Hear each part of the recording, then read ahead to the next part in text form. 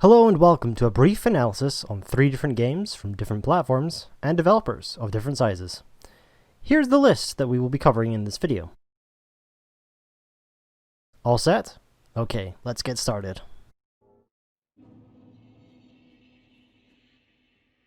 The first game we're going to be looking at is Dark Souls 3. Released in 2016, it is the latest and likely final installment of the Dark Souls trilogy. A notoriously difficult game series that spawned a genre all of its own, the Souls-like. The things we're going to be covering with this game are as follows: the screen display and platforms, the methods of interaction, the ratio of the HUD, and the typography. There are a wide range of displays that Dark Souls can be played upon. This is due to the fact that it is widely available on multiple platforms, such as the Xbox One, the PlayStation 4, and of course, the PC. On PC, you get the option to change your display resolution. However, this is of course not the case on console, and strangely enough, there is a slight difference. Where on PlayStation 4, the resolution pushes a native 1920 by 1080, the Xbox One is instead sitting at 1600 by 900. In terms of frames per second, both consoles are capped at 30 FPS. However, the Xbox One tends to dip to the mid-20s. The PlayStation 4 does, although, have a couple of areas where it sees drop in FPS on approach, one of these areas being Firelink Shrine. While previous iterations struggled to make the jump from controller to keyboard and mouse while played on PC, the third installment was no different. The controls with keyboard and mouse are janky and really quite irritating for the player. This makes controller an absolute must-have in order to play the game as intended. However, this isn't to say that keyboard and mouse is impossible, it just adds a whole new level of difficulty. People have completed the game with far stranger things in the past.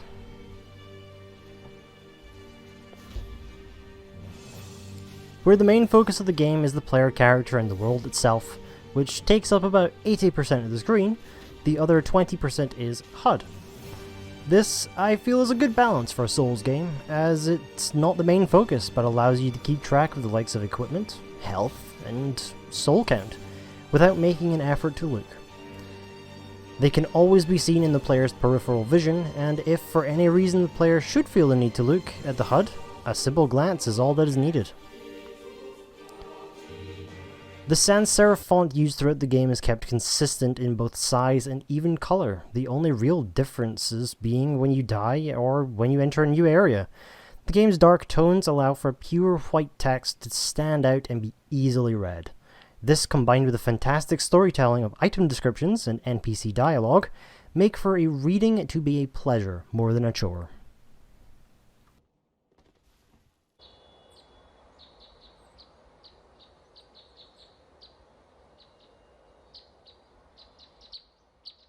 Moving on to a game that is along the same sort of lines, it's the Souls-like Little Witch Noguta, a cute-as-heck Dark Souls-inspired game with a third-person shooter element. The things we'll be looking at in this area are as follows: visual hierarchy, consistency, balance of HUD, color unity, and color theory. Besides the gameplay itself, the first thing about the HUD that is noticeable is the magic symbol in the top left. This does not change unless you switch elements. This is my only complaint about the HUD, as I don't think this is the most important part due to the existence of health, stamina, and mana bars, and a hotbar on the bottom for healing items. Not to mention the fact that this is a Souls-like, so you have to be extra careful when in combat. So keeping an eye on the player character and the enemies is critical. Basically, the symbol could have been a bit smaller. If I were to recommend an alternative layout, it would be to do away with the symbol altogether, and instead change the color of the light blue designs around the screen to match the element type, and move the charge bar to above the item hotbar.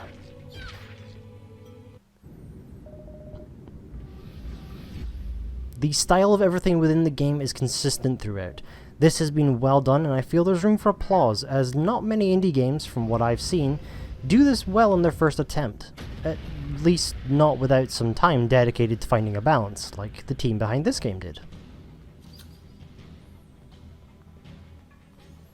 Positioning is not an issue for Noguta, as things, other than the magic symbol, are kept small enough to not intrude on the player's view and placed well enough to be easily seen with but a mere glance.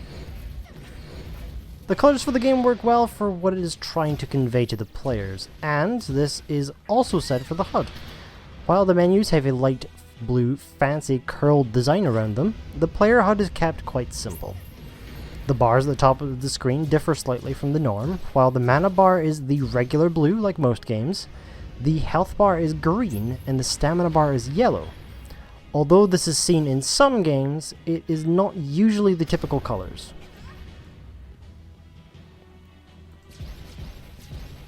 Colors are used quite well in this game. There are a lot of dark, gloomy colors, which match the genre and what the game is trying to convey to the player. The only exception of this, however, is on the cute characters, such as the player character Noguta and two of the bosses. As well as these, there is the magic. This game does seem to like being a bit flashy with its charged magic attacks.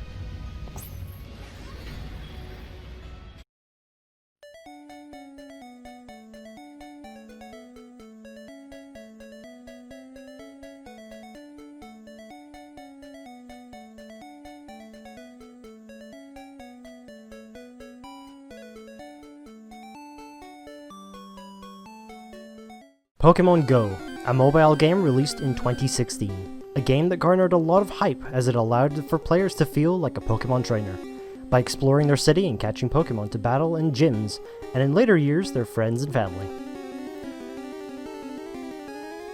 After a very rocky start, the game got a lot of backlash for not being as supported as people thought it should have been.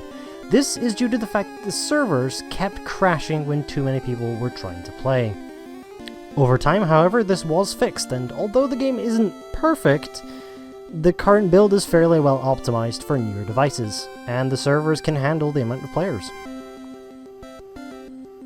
The things we're going to be covering in this segment are emphasis on visuals, empty space, HUD layout, center of interest, and photography.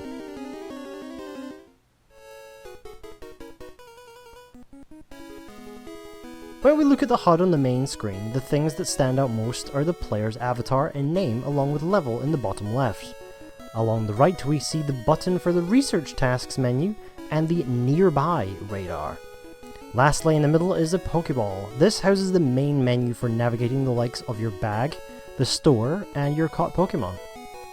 When this menu is opened, the whole screen is filled with a nice shade of green along with the buttons to access the mentioned menus.